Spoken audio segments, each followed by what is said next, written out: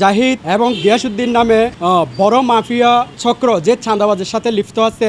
ভাড়া বেশি নেওয়ার পিছনে একটি চাঁদাবাজ আছে, চাঁদাবাজদের চাঁদা দিতে হয়। চট্টগ্রাম নগরীর নতুন ব্রিজ থেকে টাইগার পাস পর্যন্ত চলাচল 17 নং ম্যাক্সিমা অটো টেম্পো লাইনটিতে নতুন করে দুর্বৃত্ত সন্ত্রাসী বাহিনী দিয়ে দৈনিক ও মাসিক চাঁদাবাজি সহ যাত্রী হয়রানির নানা অভিযোগ উঠেছে।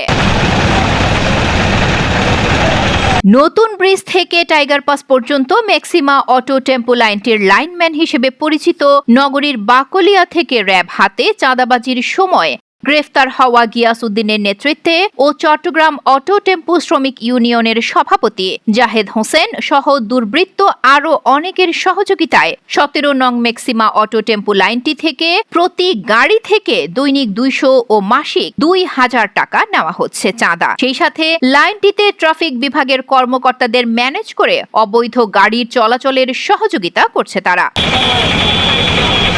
শুধু চাঁদাবাজি নয়, 17 নং ম্যাক্সিমা অটো টেম্পোগুলো নতুন ব্রিজ থেকে টাইগার পাস পর্যন্ত চলাচলের কথা থাকলেও ট্রাফিক বিভাগের কর্মকর্তাদের ম্যানেজ করে নিউ মার্কেট মোড়ে এসে যাত্রীদের নামিয়ে দেয়। সেই ক্ষেত্রে যাত্রীদের থেকে নিচ্ছে অতিরিক্ত ভাড়া। এইসব বিষয়ে যাত্রীরা প্রতিবাদ করেও মিলছে না কোনো প্রতিকার। 15 টাকাটা আসলে বেশি হয়, যদি 10 টাকা হয় তাহলে একটু কম হয়।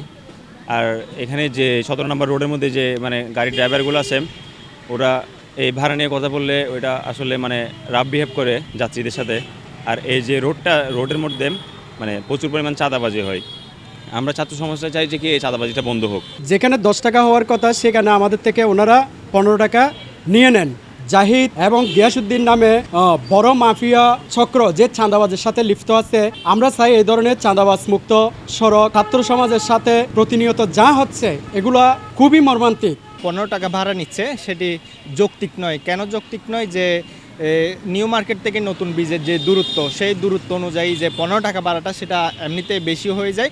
ড্রাইভাররা অনেক সময় দাবি করে যে কি ভাড়া বেশি নেওয়ার পিছনে একটি চাঁদাবাজ আছে, চাঁদাবাজদের চাঁদা দিতে হয়, সে কারণে কিন্তু তারা বেশি নিচ্ছে। এই সময় অতিরিক্ত ভাড়া আদায়ের কথা স্বীকার করলেও ম্যাক্সিমা অটো টেম্পো চালকেরা সন্ত্রাসী বাহিনীর ভয়ে বলছে না দৈনিক ও মাসিক চাঁদা অবৈধ গাড়ির কথা। প্যাসেঞ্জার হয় না, এরকম যায় না, প্যাসেঞ্জার হয় না। তো আমরা 15 টাকা নিবার একজন বেশি না, এটা আমাদের খরচের সাথে মিসিং হয় না। তো 15 টাকা আমাদের যাত্রী খালি হয়ে যায়। এখান থেকে যাম, ওদিকে যে পুলিশ হলে ওদিকে নিলে কদম ধরে ট্যাক্স নেই না, ট্যাগের বাসে না। এখানে মূলত সমস্যা হয় যে আমাদের এখানে গাড়ি চালাইতে চাঁদাবাজরা চাঁদাবাজি করে। চাই যে ভবিষ্যৎ পর্যন্ত যাতে কেউ চাঁদা না নেই, সুষ্ঠুভাবে আমরা যাতে গাড়ি চালাইতে পারি। সব 200 আছে, 250 এগুলো মাল দিয়ে চলে, পুলিশের মধ্যে মাল দিয়ে চলে, এভাবে চলে। কি করবে আপনাদের আপনার পুলিশ?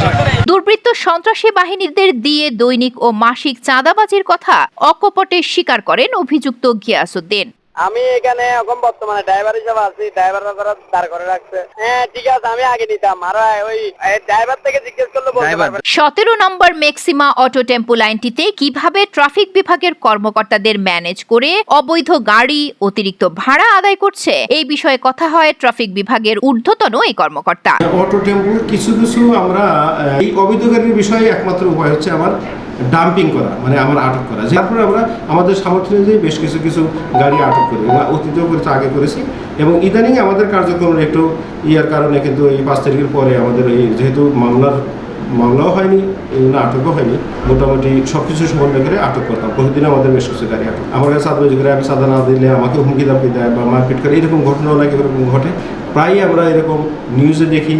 তারপর হচ্ছে বিভিন্ন সাংবাদিক ভাইরা আমাদেরকে ফোন করে, আমিও তাদেরকে অনুরোধ করি, ভাই আপনারা একটু তাকে পরামর্শ দেন। ওনারা হয়তো নাও বুঝতে পারে, ওখানে থানা আছে, বাকুলিয়া থানার আন্ডারে, ওইটা বাকুলিয়া থানায় গিয়ে তারা একটা করতে পারে। আবার না হলে আমাদের কোনো লোকের কাছে যদি বলে, আমরা লোক দিয়ে তাদেরকে থানায় পৌঁছাই দিয়ে একটা প্রতিকারের ব্যবস্থা। প্রতিনিয়ত 17 নং ম্যাক্সিমা অটো টেম্পো লাইনটিতে অবৈধভাবে চলাচল করছে 350টিরও বেশি গাড়ি, যেখান থেকে লাখ লাখ টাকার রাজস্ব হারাচ্ছে সরকার। 17 নম্বর ম্যাক্সিমা অটো টেম্পো লাইনটির নতুন চাঁদাবাজিদের নিয়ে আগামী পর্বে আসছে আরও বিস্তারিত। Desk report 24 Chittagong.